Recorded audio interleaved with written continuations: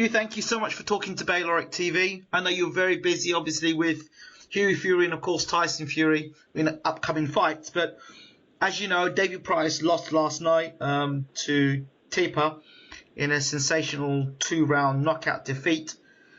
What are your thoughts about this? First of all, Tepa's he's a good fighter. He's a good puncher. He comes in, he's rough, and full credit to him. He got the job done. Price, though, it's like I said before, he hasn't really learned much, and to me, it was still the wrong fight for him.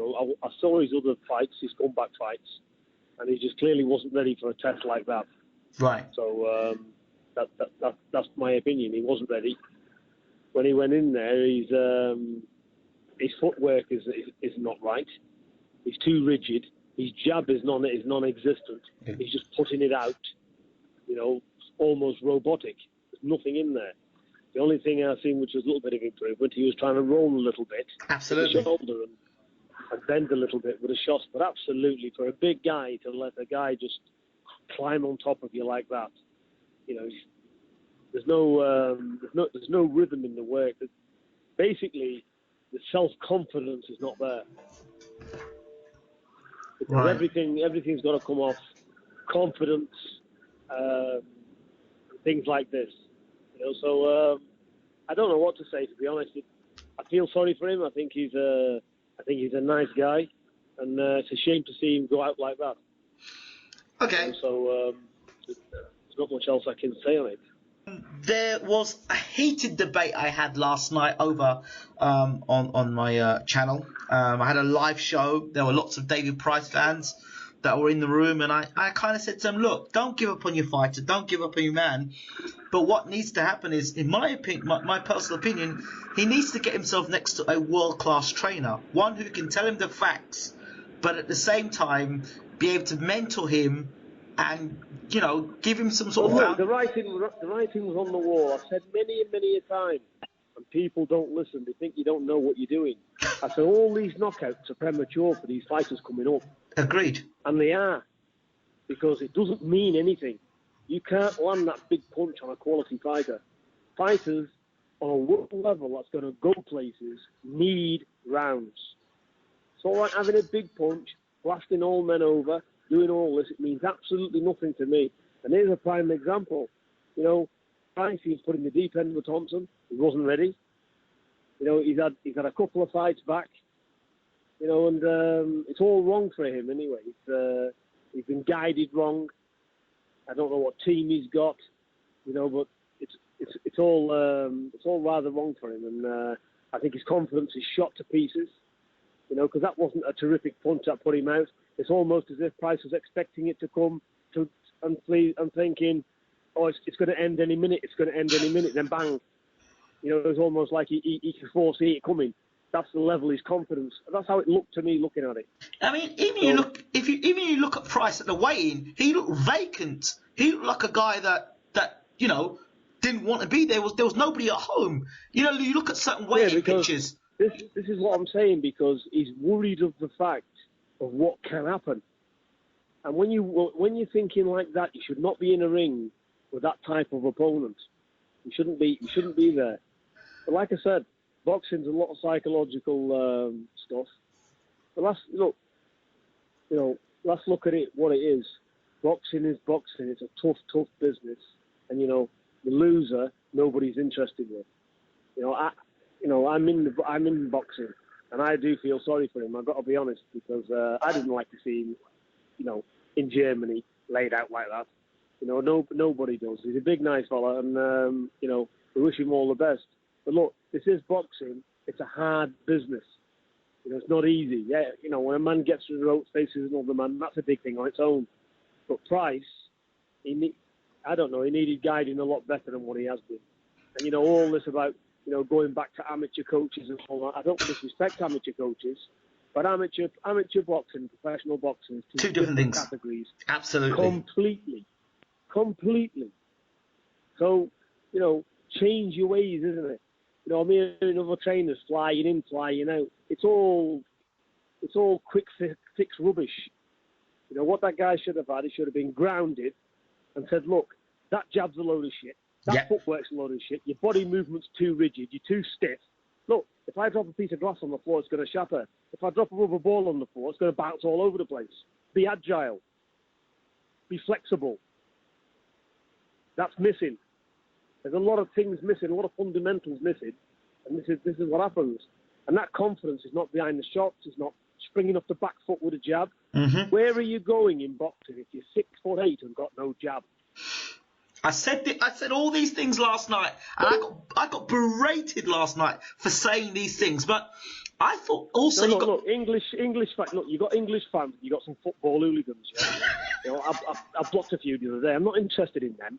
You know, I don't think Price is as well. I'm not interested in Joe Block standing in front of the telly with a coloured scarf around his neck, jumping up and down. You know, let's look at it in the cold light of day. You know, Price. You know, full credit to him. He gets in there, and the kid's tried his best. You know, this is not criticising him. I am not trying to pull him to pieces. Exactly. I'm just giving the facts as I see it as a professional person looking at a fighter. There's not anything personal having a dig at Price. I feel very sorry for him, to be honest. You know, like I said, but can he come back? Yeah, he can come back. But he shouldn't even be allowed near a ring until he's got all them fundamentals correct. Correct. Agreed. Now, and I've heard people say on the Twitter, you know, would I be interested in training? Look, I'm only in boxing because of my family. Right. And I only train fighters because, you know, Eddie Chambers, I regard him as a personal friend of mine. Right. I've got a lot of time for him. I like him as a person. I think he's one of the most loveliest guys in boxing. And I'm proud to be able to help Eddie and put him on the right track. Right. You know, it wasn't a financial thing with me and Eddie. It's friendship. Right. You know, and we're still very good friends today. He can come in my house and eat dinner at my table with my family any time in the future. Right. So that's where I'm at with boxing. I'm only in it because of my family, my son and Tyson. Right. That's my main priority because I haven't got time. Yeah, if people want advice, no problem. I'll advise anybody. Anybody that needs me help, I'll do the best I can. To take fighters on this, that, and the other. I don't want to be. I don't want to be like other trainers. I don't want to be like Joe Gallagher. I don't want to be like anybody else. You know, full respect to them guys. They do an excellent job. I'm here on a mission, get my family where they need to be. That's honest for you to have said that.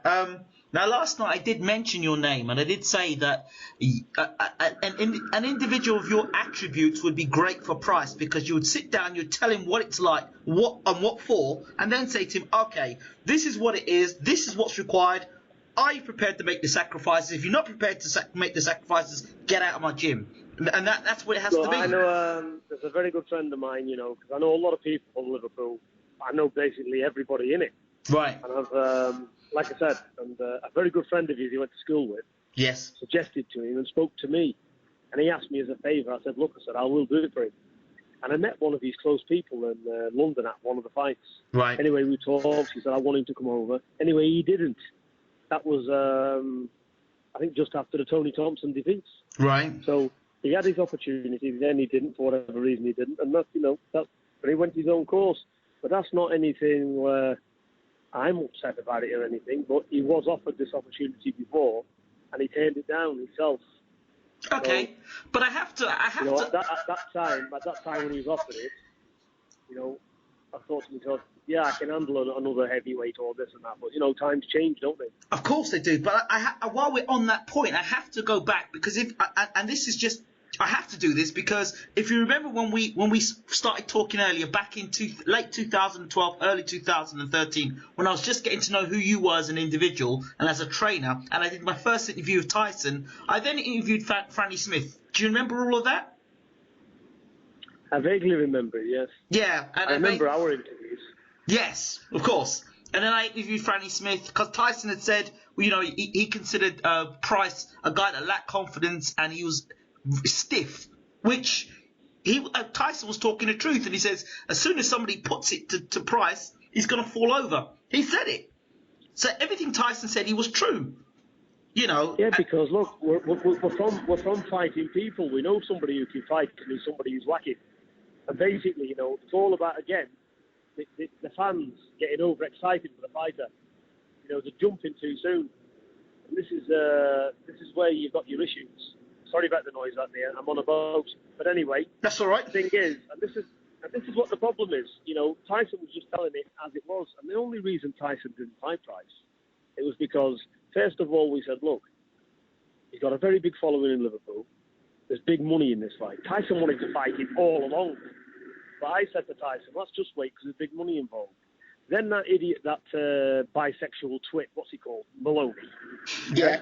He then starts saying about Tyson on the national television, he's got no guts or something, or he's chicken-hearted or something like that. Yeah. So that caused a big issue in our camp. Right. So I said, forget his money, we'll move on. So that's what happened between him and Price. Okay. And when Tyson vacated his British belt, Tyson was 24 stone, going through major depression bouts when he came to me in January 2012. And I said to Tyson, get that belt and throw it in the water, because I'm interested in world titles, not you getting in there unless you're right. I said, you need 12 months work. So this is how it is. But I took Tyson and brought him back. Not interested in belts, not interested in what people's got to say, but look where he is today. Absolutely. It's all about advising your fighter what you know's best yourself. Guiding them correctly. It's quite interesting because many experts said it. Like last night, I felt Price was proper set up because the same experts were sitting on the couch saying Price is world class, he's the next coming of Muhammad Ali, and all the rest of it are the same ones that say now Price should end his career, and the same ones that said Price should have gone direct into a rematch with Thompson. It's shocking. Well, it's all about where people will listen to public opinion. But public opinion's not in their camp, is it? We can all look at public opinion, and we take it with a pinch of salt, to be honest. I've got to look at what's best for the fighter. Public opinion's what it is. It's lovely to have a fan base. But look, you've got to think of all eventualities, and, you've got to iron out every crease or best you can. Prices has not been ironed out at all. He's still the same as he always was. I don't know what's happened there, but I think it's not too late for him. How old is Price? 33. 33. Still got time, look. Absolutely. People have major setbacks. I think he's just got to get his head down and do his best. But he definitely needs a complete reshake in his whole career, for sure. Well, Lennox Lewis said that he tried to advise Price and told Price that he needs to make serious sacrifices, and Price wasn't prepared to make those sacrifices. So he said he tried to help him. Yeah, he said, because if that is the case, then that's it.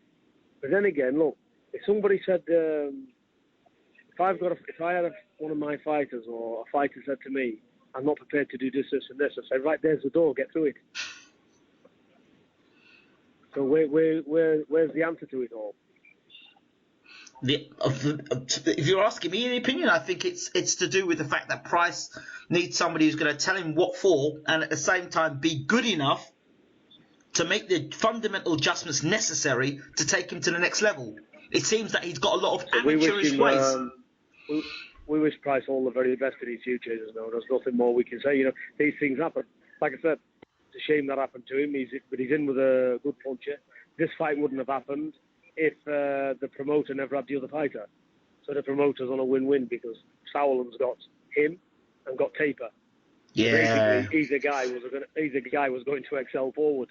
So really, it wasn't really ideal in the fighter's interest, was it? Okay. Just as from a technical standpoint, a Tyson Fury Tepper fight, what would you have said to Tyson looking at Tepper and the way he was stepping in and be able to close the range down quickly? What would you have been saying to Tyson, for example?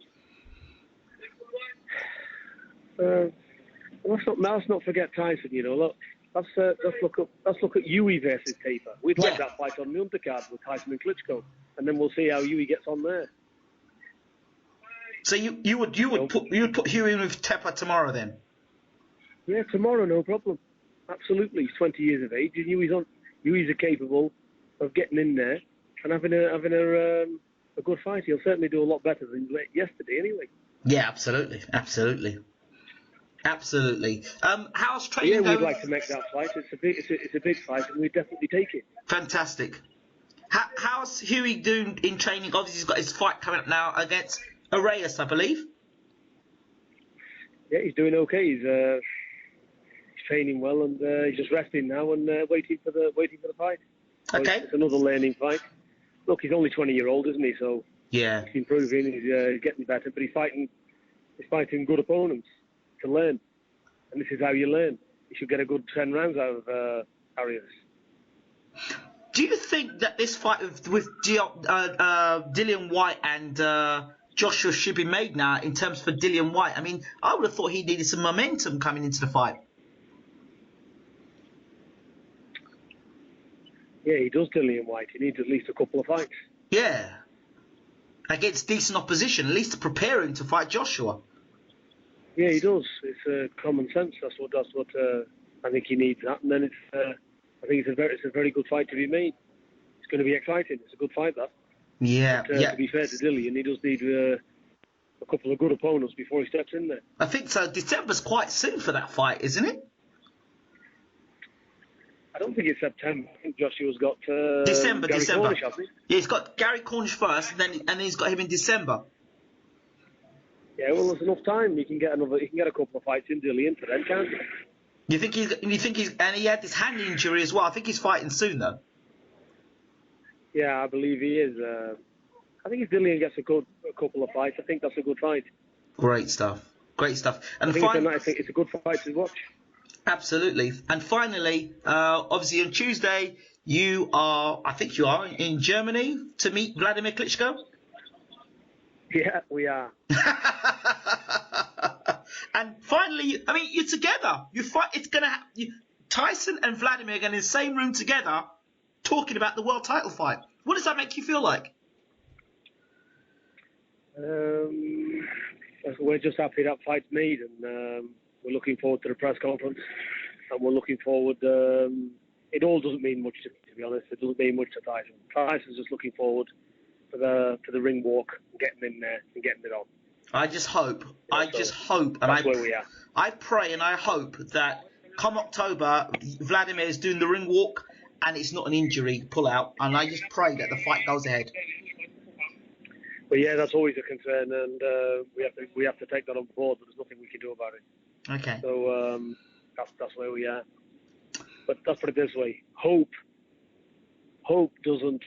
and luck doesn't come anywhere in winning a heavyweight championship of the world. Absolutely not. You know, God's help and training hard and strategies and doing the job properly and training to precision.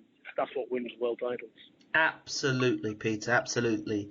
Thank you so much. I know you're very busy and now you're on a boat. Thank you for giving me this interview and talking to Bayloric TV. The fans love you, and I want to let you know that you are probably the most viewed person on our channel. So thank you so much. All right. I might get famous one day with these chats. All right, Ingram. All the very best to you, and have a nice weekend. You take care. All the best, Peter. Thank you. Thanks Bye-bye. again. Bye-bye.